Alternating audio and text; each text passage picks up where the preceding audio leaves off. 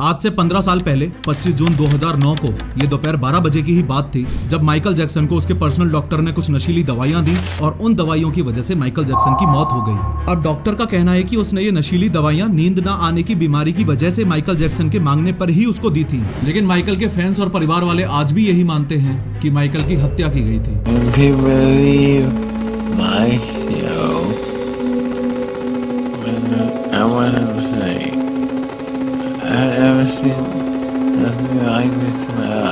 देखो, हुआ कुछ ये था कि अपनी मौत से एक दिन पहले यानी कि 24 जून 2009 को माइकल एक कॉन्सर्ट की रिहर्सल कर रहा था। इस बात पर ध्यान देना कि ये माइकल की जिंदगी का आखिरी कॉन्सर्ट होने वाला था। इस कॉन्सर्ट का नाम था दिस इज इट और ये जुलाई में लंदन के द O2 अरीना में होने वाला था। ये कॉन्सर्ट माइकल के लिए इसलिए भी खास था क्योंकि पिछले काफी सालों में माइकल ने कोई भी परफॉर्मेंस नहीं दी थी। उसके ऊपर बच्चों के शोषण का जो आरोप लगा हुआ था उसकी वजह से। म्यूजिक इंडस्ट्री से ब्रेक लेने के बाद के इस पहले और आखिरी कॉन्सर्ट के लिए माइकल जैक्सन इसलिए भी एक्साइटेड था क्योंकि उसके बच्चे उसे पहली बार लाइव परफॉर्म करते हुए देखने वाले थे। एक बार इस घटना से जुड़ी इंपॉर्टेंट लोकेशंस पर भी नजर मार लो। अमेरिका में लॉस एंजलिस में यहाँ ये माइकल जैक्सन का घर है 100 नॉर्थ कैरलवुड ड्राइव। अब यहाँ से तकरीबन 28 किलोमीटर की दूरी पर है द स्टेपल्स सेंटर, जहाँ माइकल रिहर्सल्स के लिए अभी भी मौजूद है। माइकल जैक्सन के इस रेंटेड घर और इस रिहर्सल लोकेशन के बीच के डिस्टेंस को करीबन 24 मिनट में कवर किया जा सकता है। अब बात 24 जून 2009 के रात के 12 बजे की है। माइकल अपनी रिहर्सल से फ्री होकर अपने घर 100 नॉर्थ कैरलवुड ड्राइव के लिए निकल जाता है। रात के लगभग 12:30 बजे माइकल अपने घर पहुंच जाता है। माइकल जैक्सन घर लौटते ही सीधा किचन में जाकर डिनर करने के लिए डाइनिंग टेबल पर बैठता है। अब यहाँ ये जो लेडी आपको दिखाई दे रही है ये है काई चेज, जो कि माइकल जैक्सन की पर्सनल न्यूट्रिशनिस्ट और शेफ है। इनफैक्ट उसी ने माइकल के लिए आज का ये डिनर भी तैयार किया है। फाइनली खाना खाने के बाद माइकल अपने बेडरूम में चला जाता है। बेडरूम में जाकर माइकल सोने की बहुत कोशिश करता है, लेकिन माइकल को इंसोम्निया यानी कि नींद ना आने की प्रॉब्लम थी, इसलिए ही वो सो नहीं पा रहा था। इसी बीच माइकल के पर्सनल फिजिशियन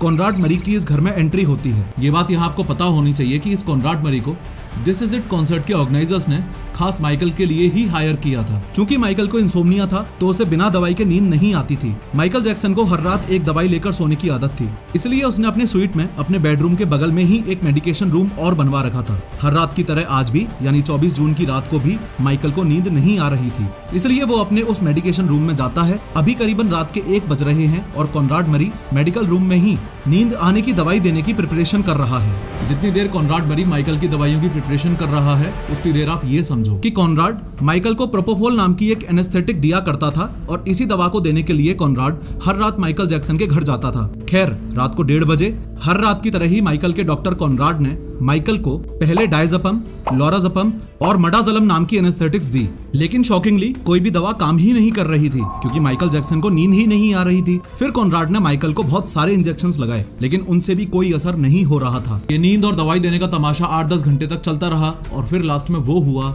जिस चीज का डर था। माइकल अब कॉनराड से मिल्क मांगता है। यहाँ मिल्क उसी प्रोपोफोल को कहा जा रहा है जिसकी अभी हमने बात की थी।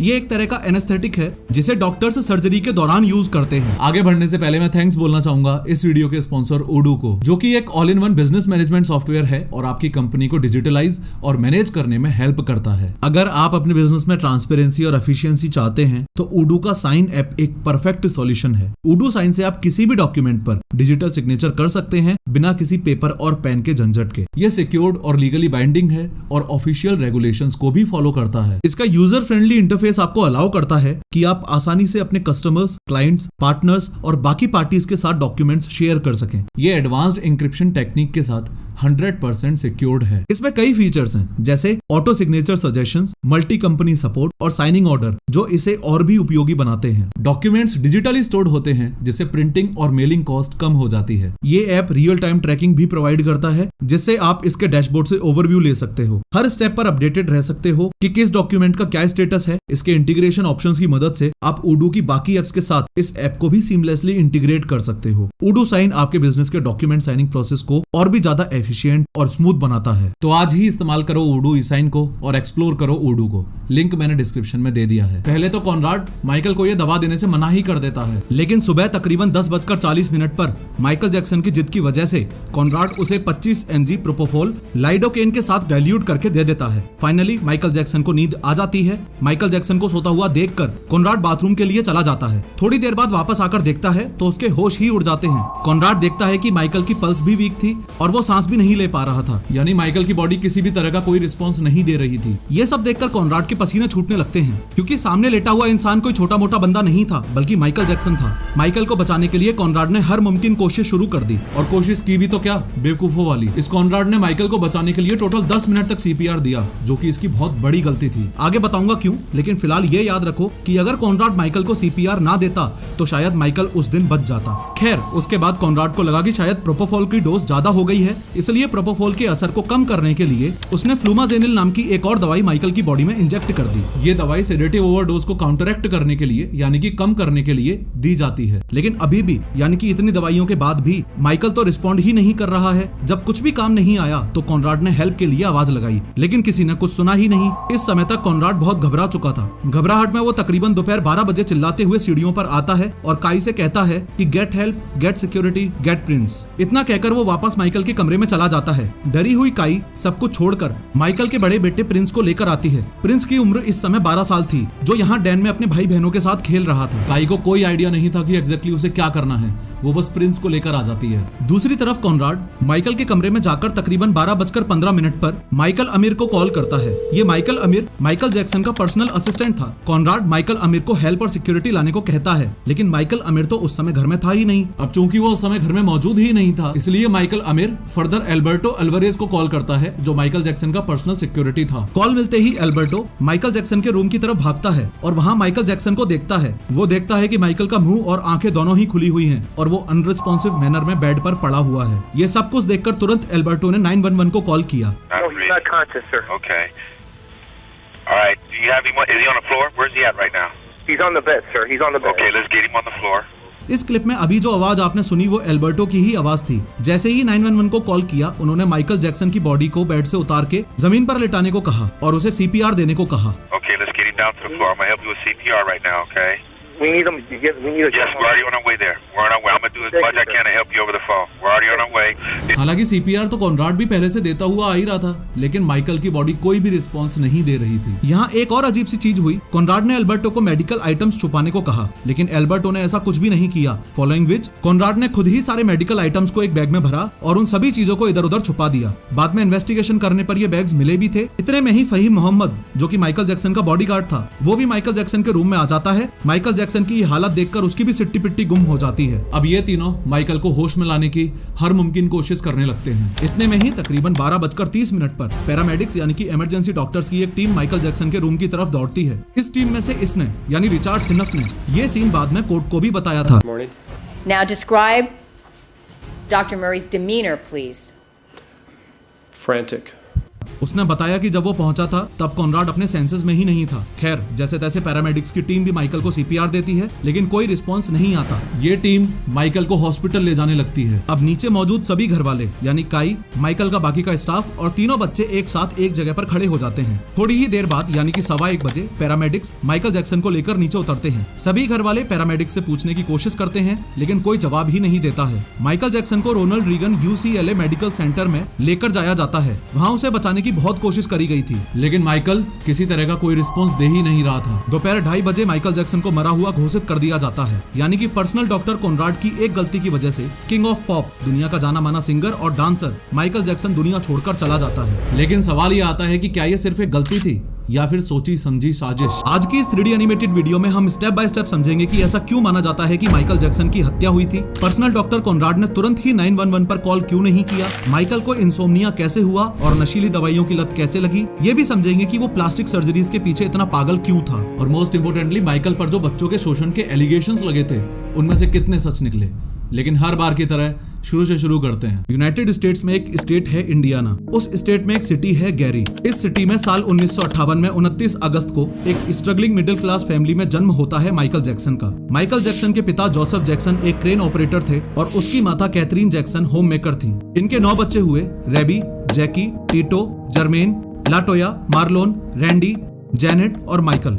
इन 9 बच्चों में से सिर्फ 5 बच्चों ने, जैकी, टीटो, जर्मेन, मार्लोन और माइकल ने अपने पिता के कहने पर एक बैंड बनाया जिसका नाम था जैक्सन 5। माइकल जैक्सन के पिता जो ये बात अच्छे से जानते थे कि अगर इस दुनिया में जल्दी से पैसा कमाना है तो एंटरटेनमेंट इंडस्ट्री से बेस्ट ऑप्शन कोई भी नहीं हो सकता। वैसे भी देखा जाए तो इसका परफेक्ट एग्जांपल हम आज भी देख सकते हैं कि कैसे ये टिकटॉक बनाने वाले आज लाखों कमा रहे हैं। शायद जो को ये एहसास हो गया था कि अगर वो अपने बच्चों को इस फील्ड में भेजते हैं तो काफी अच्छा पैसा कमा सकते हैं, इसलिए बहुत कम उम्र में ही जो ने अपने 5 बच्चों को एंटरटेनमेंट सेक्टर में डाल दिया था। इसका नतीजा ये रहा कि उनका ये ग्रुप काफी फेमस भी हुआ था और उस समय जैक्सन 5 ने दुनिया में काफी धूम मचा रखी थी। लेकिन इन 5 में से सबसे ज्यादा पॉपुलैरिटी और अटेंशन ग्रैब किया माइकल ने। 5 भाइयों में माइकल सबसे छोटा था। डांस और सिंगिंग में सबसे अच्छी पकड़ भी उसी की थी। खुद माइकल भी ये जानता था कि वो हमेशा से ही एक परफॉर्मर बनना चाहता था। उसे स्टेज पर जाकर लोगों को एंटरटेन करने में बहुत मजा आता था, इसलिए उसने खुद के सोलो करियर पे भी ध्यान रखा। वो बीच बीच में अपने सोलोज निकालता रहता था ताकि जिस प्रकार का म्यूजिक वो लोगों के सामने लाना चाहता है वो आ सके। और माइकल की ये मेहनत सफल भी हुई थी जब उसके सोलो करियर को सबसे तगड़ा हिट मिला, और वो मिला था साल 1979 में जब उसका ऑफ द वॉल नाम का गाना रिलीज हुआ था। इस गाने का प्रोडक्शन उसने एपिक रिकॉर्ड्स के क्विंसी जोन्स के साथ मिलकर किया था। देखा जाए तो क्विंसी जोन्स और माइकल की ये पार्टनरशिप उस समय माइकल जैक्सन के लिए काफी अच्छी साबित हुई। जैसे ही माइकल जैक्सन को यह एहसास हुआ कि अब वो अकेले ही अपना सोलो करियर बना सकता है तो काफी सोच विचार करने के बाद 1984 में उसने जैक्सन 5 बैंड को छोड़ दिया था। इसके बाद वो अपने सोलो करियर पर फोकस करने का डिसीजन बना लेता है। देखते ही देखते Michael Jackson king of pop के रूप में उभरता हुआ भी नजर आने लगा था। उसी पार्टनरशिप के चलते उसने of the wall, thriller, bad, dangerous और हिस्ट्री जैसे सुपरहिट गाने भी दिए थे जिसकी धुन पर आज भी दुनिया थिरकती है। और हाँ, उसकी फेमस मून वॉक का मुकाबला जो आज तक कर पाना काफी मुश्किल है, वो माइकल बचपन से करता आ रहा था। वो बात अलग है कि दुनिया ने उसकी मून वॉक को 25 मार्च 1983 को पहली बार एक शो के दौरान नोटिस किया। खैर, बात जब माइकल जैक्सन की फैन फॉलोइंग की आती है तो खुद माइकल ने एक डॉक्यूमेंट्री के दौरान ये बात बताई थी कि उसके कॉन्सर्ट में तकरीबन 5000 लोग बेहोश हो जाया करते थे। इतना ही नहीं, माइकल के लिए लोग इतने दीवाने थे कि उसको पास से देखने के लिए चलते कॉन्सर्ट में स्टेज पर चढ़ जाया करते थे। इसका एक एग्जाम्पल आप इस वीडियो में देख सकते हैं। ये बंदा माइकल जैक्सन के लिए इतना दीवाना था कि अपनी जान जोखिम में डालकर क्रेन पर चढ़ गया था, और उसका ये प्यार देखकर माइकल जैक्सन ने भी उसे गले से लगा लिया था। लेकिन अक्सर कर सेलिब्रिटीज से इस जेस्चर की उम्मीद कम ही करी जाती है। जहां कई सुपरस्टार्स अपने फैंस को इस तरह से ट्रीट करते हैं, वहीं माइकल उन्हें गले से लगा लिया करता था। शायद इसी डिफरेंस ने माइकल जैक्सन को किंग ऑफ पॉप बनाया था। अब यहाँ तक देखने में माइकल की लाइफ जितनी मजेदार दिख रही है उतनी थी नहीं। उसके साथ 2 ऐसे मेजर एक्सीडेंट्स हुए जिन्होंने उसकी जिंदगी पलट कर रख दी। दरअसल साल 1984 में हुआ कुछ ऐसा था कि माइकल एक पेप्सी कमर्शियल की शूटिंग के दौरान एक्सीडेंट का शिकार हुआ। जैसा कि आपने अभी इस क्लिप में देखा कि माइकल यहाँ इस जालीदार गेट के पीछे खड़ा हुआ था। वो आगे बढ़ता है और एक छोटा सा फायरवर्क होता है। उसी फायरवर्क से निकली एक चिंगारी माइकल जैक्सन के बालों में आ गिरती है। थोड़े टाइम तक तो उसे एहसास ही नहीं होता है, लेकिन धीरे धीरे आग उसकी खोपड़ी तक चली जाती है, जिसकी वजह से उसे 3rd डिग्री बर्न्स आ जाते हैं। इसके बाद साल 1999 में भी उसके साथ एक और हादसा हुआ। इस हादसे में माइकल जर्मनी में एक कॉन्सर्ट के दौरान अपने ही गाने दी अर्थ सॉन्ग पर एक ब्रिज के ऊपर खड़े होकर परफॉर्म कर रहा था। तभी अचानक वो ब्रिज एक खराबी के चलते 50 फीट की ऊंचाई से एकदम जमीन पर आ गिरा। लेकिन इतने बड़े हादसे के बाद भी उसने परफॉर्मेंस को कंप्लीट किया। इस हादसे के बाद माइकल को तुरंत हॉस्पिटल में पहुंचाया गया। बस यहीं से माइकल को पेन किलर्स और सेडेटिव्स यानी नींद की दवाइयों की लत लग गई। इन हादसों से ही माइकल को स्टेज पर खुलकर परफॉर्म ना कर पाने का डर सा पैदा होने लगता है। उसका ये डर बढ़ते बढ़ते इतना बढ़ गया कि इसी डर की वजह से वो स्ट्रेस में रहने लगता था, और इसी स्ट्रेस की वजह से माइकल के शरीर में काफी सारी बीमारियां भी जन्म ले लेती हैं। लेकिन उन सभी बीमारियों में सबसे खतरनाक बीमारी थी इंसोम्निया की, जिसके चलते माइकल कई दिनों तक नहीं सो पाता था। उसकी इसी मेडिकल कंडीशन को देखते हुए उसे काफी सारे मेडिकेशन सजेस्ट किए गए, लेकिन कोई भी मेडिसिन उसके लिए काम नहीं कर रही थी। फिर उसे कॉनराड ने प्रोपोफॉल के बारे में बताया। जैसे ही माइकल ने प्रोपोफॉल का इस्तेमाल किया, वैसे ही उसे चैन से नींद आने लग जाती है। अब हर रात उसे प्रोपोफॉल का एक इंजेक्शन दिया जाता था, और उस समय माइकल को इस प्रोपोफॉल की आदत सी पड़ गई थी। असल में प्रोपोफॉल एक इंट्रावीनस एनेस्थीसिया की तरह काम करता है, यानी कि जो सीधा आपके वेन्स में जाकर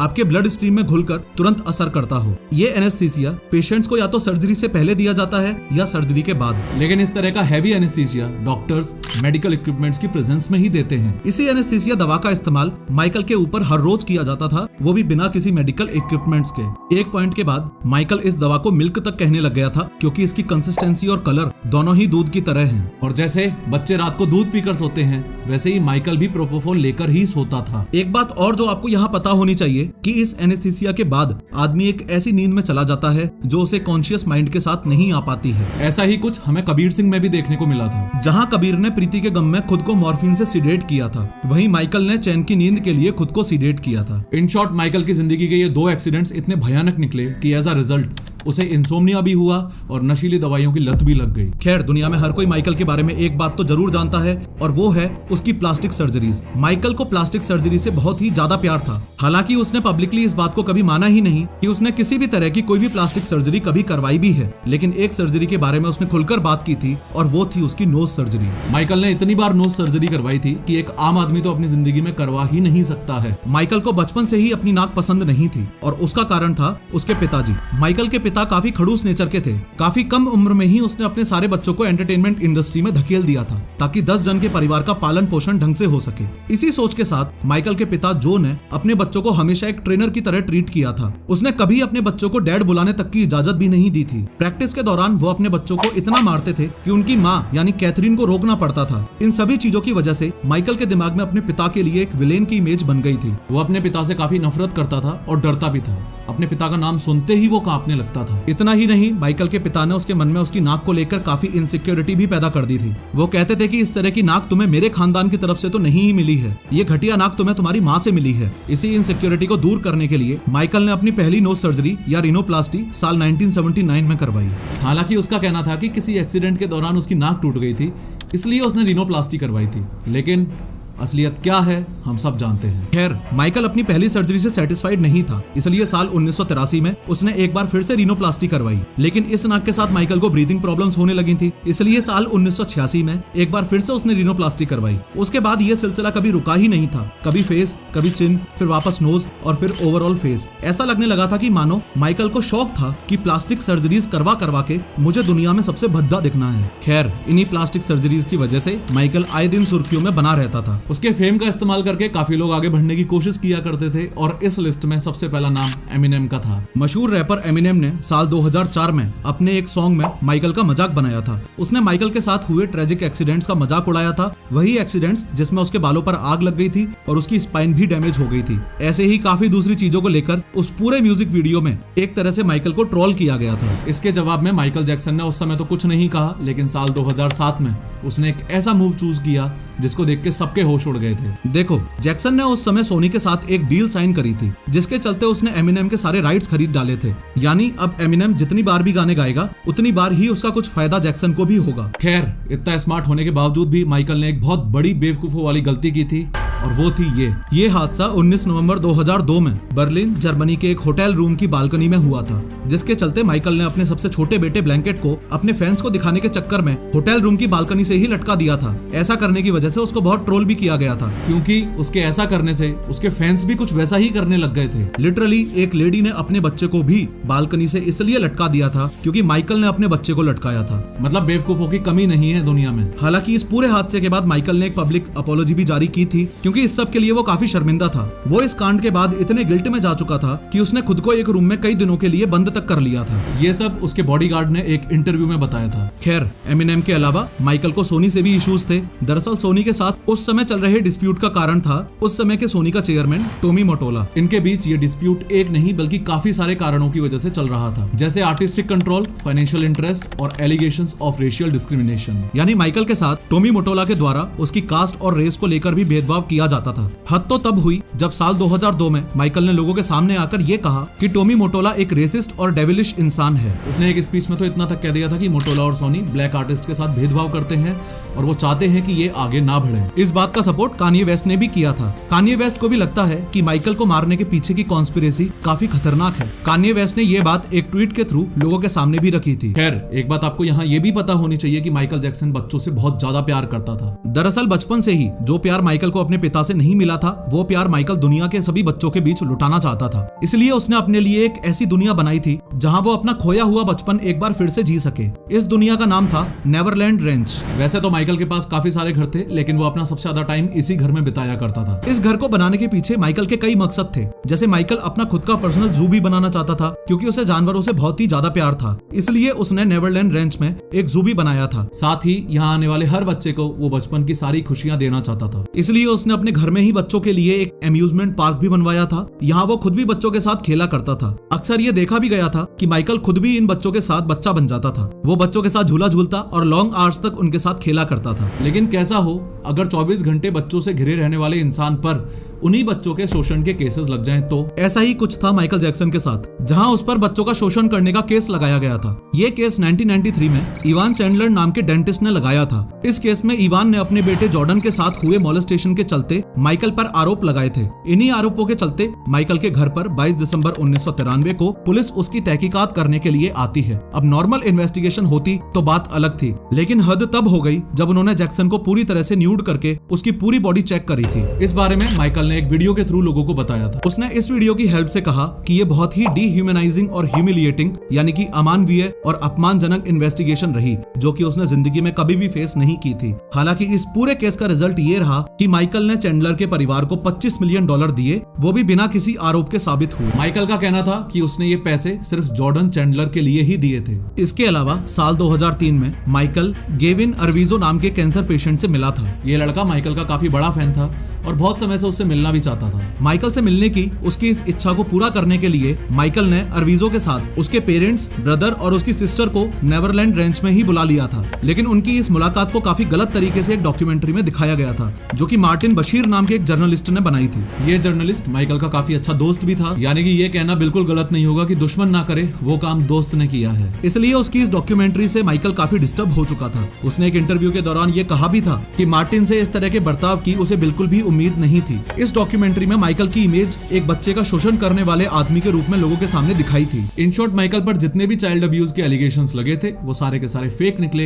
एक भी सही प्रूव नहीं हो पाया। एनीवेज फाइनली ये समझते हैं कि ऐसा क्यों माना जाता है कि माइकल जैक्सन की हत्या हुई थी। चलो एक बार के लिए मान भी लेते हैं कि माइकल ने एक्स्ट्रा प्रोपोफॉल मांगी थी, तो ये कॉनराड डॉक्टर किस बात का है? सबसे पहली गलती जो कॉनराड ने की थी वो आपको इस फोटो में दिखेगी। ये देखो, ये वही कमरा है जहां माइकल रहता था। इस रूम में आपको एक ऑक्सीजन सिलेंडर दिखेगा, कुछ एनेस्थेटिक्स दिखेंगे, एक बैक वॉल्व मास्क BVM दिखेगा और कुछ दवाइयां भी दिखेंगी। लेकिन जो आपको नहीं दिखेगा वो है ये टारगेट कंट्रोल्ड इन्फ्यूजन TCI। इसे ऐसे समझो कि जब भी हाई लेवल एनेस्थेटिक्स किसी को दी जाती है तो वहाँ इस इंस्ट्रूमेंट का होना बहुत ज्यादा जरूरी होता है, क्योंकि अगर बाई चांस इस एनेस्थेटिक का कोई उल्टा रिएक्शन हुआ तो ये मशीन उस रिएक्शन को कंट्रोल करने के लिए यूज करी जाती है। साथ ही pulse oximeter, non invasive blood pressure NIBP monitor, electrocardiogram और कैप्नोग्राफी जैसी चीजों का होना भी बहुत ज्यादा जरूरी होता है। लेकिन इनमें से कोई भी मशीन उस समय माइकल के रूम में मौजूद थी ही नहीं। दूसरी गलती ये थी कि कॉनराड ने माइकल को सही CPR नहीं दिया। ये चेक किए बिना ही कि माइकल को रेस्पिरेटरी अटैक आया है या कार्डियक अरेस्ट आया है,